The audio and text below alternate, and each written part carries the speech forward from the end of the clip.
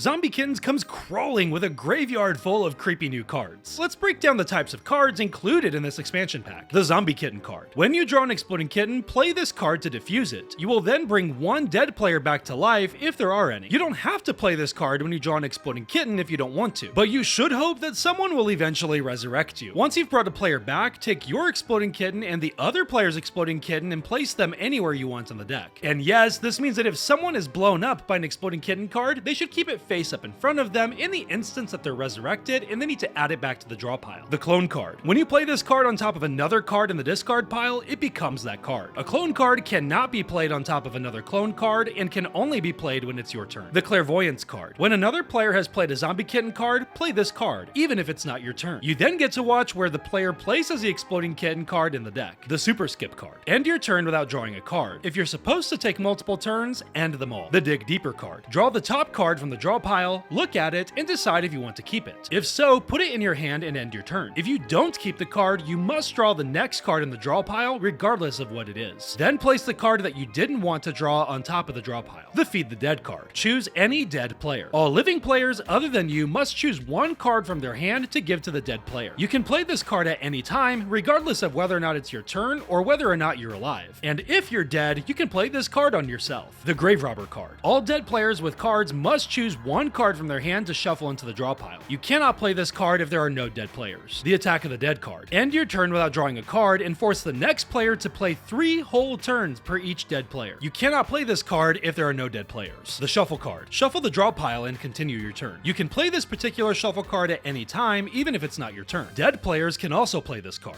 Thanks so much for taking the time to watch this video. Take care, and I'll see you around.